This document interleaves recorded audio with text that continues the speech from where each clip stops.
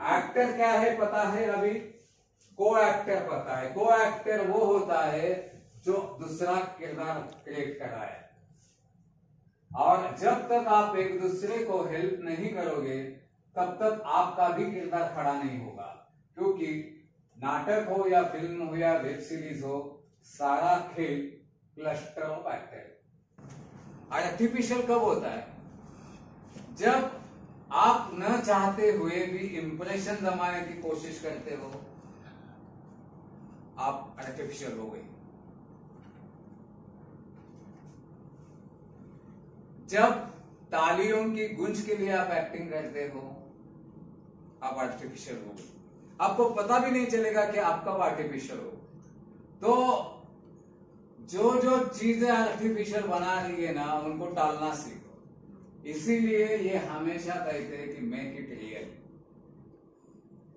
Not artificial. और artificial तब भी बनता है जब आप किसी बड़े एक्टर की कॉपी करते हो, और कॉपी हमेशा कॉपी रहती है, ओरिजिनल नहीं होता। वो करने की कोई जरूरत नहीं है, उसका सेंस पकड़ो। अगर कोई आपको आदर्श लगता है तो उसके एक्टिंग का सेंस पकड़ो, सेंसिबिलिटी अपनी रहने दो। जिस दिन सेंस और सेंसिबिलिटी दोनों किसी और की हो गई, जिसको आप कॉपी कर रहे हो, उस दिन आपकी कॉपी रहेगी। जैसे कि मैं आपको बता रहा हूं, दिलीप कुमार ओरिजिनल स्कूल है नेचुरल एक्टिंग का। अमिताभ बच्चन उनका सेंस ले रहे हैं, लेकिन सेंसिबिलिटी अपनी रख रहे। वॉइस मॉड्यूलेशन अपना रख रहे। दिलीप कुमार का अपना ही वॉइस मॉड्यूलेशन है, लेकिन उन्होंने उसको कॉपी नहीं माना है। उन्होंने अपना वॉइस मॉड्यूलेशन हरिवंश राय बच्चन से आया हुआ जेनेटिक्स में। आपने हरिवंश राय बच्चन को सुना होगा, उनके अभी शायद होंगे भी, हमारे जमाने में वीडियो मिलते थे उनके। तो वो लैंग्वेज का फ्लो ही उन्होंने आगे लेके उसको अपने एक्टिंग में ढाला है। तो दिलीप कुमार से इंस्पायर्ड है, लेकिन कॉपी नहीं है। तो अमिताभ बच्चन को आगे जाके लेके अभी कौन आएगा नहीं आएगा पता है। राजेश खन्ना इंस्पिरेशन है शाहरुख खान की, मगर शाहरुख खान राजेश खन्ना की कॉपी नहीं है। आप कॉपी बनोगे, आर्टिफिशियल हो जाओ। क्लियर?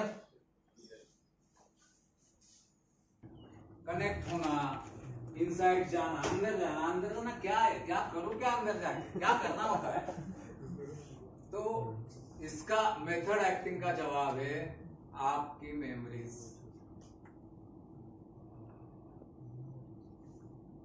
आप इतने अंदर जाके आओ। 3 साल की उम्र में क्या हुआ था आपके साथ? कुछ लोगों को तो इतने मैं ही था उसमें कि 6 महीने का था तब की मेमोरी है मेरे अंदर। तो कुछ लोगों की सेंसिटिविटी उतनी होती है, लेकिन औरतों को जनरली 3 साल की यादें भी आ सकती है। आज तक का ये एक्सपीरियंस है। और मर्दों के साथ कुल मिला के 4 या 5 साल से मेमोरी जागरूक होती है। लेकिन अनकॉन्शियस में जाके कभी कभी देखो, आपको पता चलेगा कि आपके अंदर एक्चुअली क्या क्या पड़ा हुआ है। फॉर एग्जाम्पल, अगर आपको एक ख्वाब आ रहा है कि जिसमें कोई ना कोई आपको मार रहा है, तो इसका मतलब ये है कि आपके अंदर मौत का डर कभी ना कभी किसी ना किसी मुकाम पे बैठ गया। वो पल कौन सा है, वो आपको ढूंढना पड़ेगा। अंदर जाने का मतलब ये है, मेमोरीज कई तरह के आपके अंदर पड़ी हुई है, आपको पता नहीं है। लेकिन अच्छा एक्टर क्या करता है, तो अच्छा एक्टर अपनी सारी मेमोरीज निकाल के देखता है आईने की तरह, और फिर उनके साथ जोड़ देता है। रोमांटिक सीन है, आपने बॉयफ्रेंड को या गर्लफ्रेंड को याद करो। आपको बहुत सारा हेल्प रोमांटिक सीन में तभी मिलेगा अगर आपके पास बॉयफ्रेंड गर्लफ्रेंड का कुछ एक्सपीरियंस है। लेकिन अगर आपके पास बॉयफ्रेंड गर्लफ्रेंड नहीं है, तो आपको इमेजिनेशन से डालना पड़ेगा। इमेजिनेशन में आपने डेफिनेटली किसी ना किसी के साथ रोमांस किया है। ऐसा कोई माई का लाल या माई की लाली नहीं होती जिसने इमेजिनेशन में किसी के साथ रोमांस नहीं किया। तो क्रश को याद करो, हर किसी का अपना क्रश होता है, तो उन क्रश को याद करो और उन क्रश के साथ खुद को जोड़ो। उस क्रश से आपको पता चलेगा।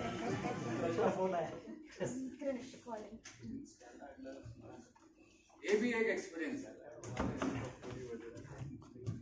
अपने फैमिली मेंबर को करना, लेकिन स्टेला एडलर इस चीज को नहीं मानती थी। स्टेला एडलर इसको नहीं मानती है। मेथड एक्टिंग दूसरी एक भी एक है, इसमें आऊंगा। उनके लिए बिल्कुल उल्टा है। हाँ वही आ जाऊं।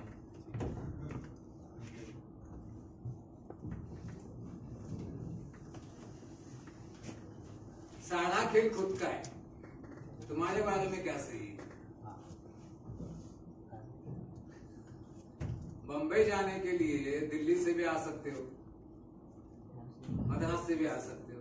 तुम कौन से एयरपोर्ट पे खड़े हो?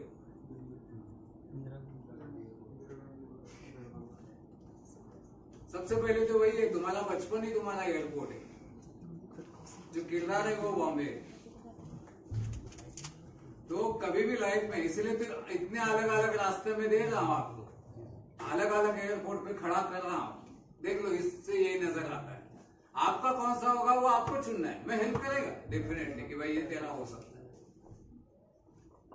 तो लास्ट 5वें दिन डिस्कशन,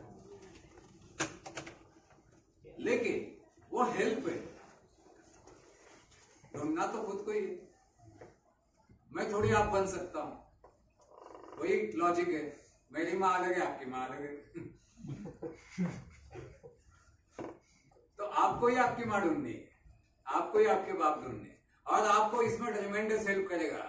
आप हमेशा ग्रैंडफादर, ग्रैंड मदर, नाना नानी, दादा, मैं हमेशा कहता हूँ एक्टर लोगों को सब दोस्त होने चाहिए, रिलेटिव्स। आपको बहुत मसाला मिलेगा उनसे। रिलेटिव्स से पंगा मत लो, उससे अच्छा है कि आप उनसे याराना बढ़ाओ, आपको बहुत मटेरियल मिलेगा उससे। एक एक नमूने होते हैं अपने रिलेशनशिप में, अच्छे खासे नमूने होते हैं। आपको कभी कभी ऐसा भी होता है कि उसमें ऐसा कुछ होता है कि हूबहू ऐसा ही किरदार सामने आता है करने के लिए, ऐसा हुआ है। उसके लिए तो फिर आपको फिर बल्ले बल्ले, ऐसा अगर कुछ हुआ तो लाइफ। Room Actors.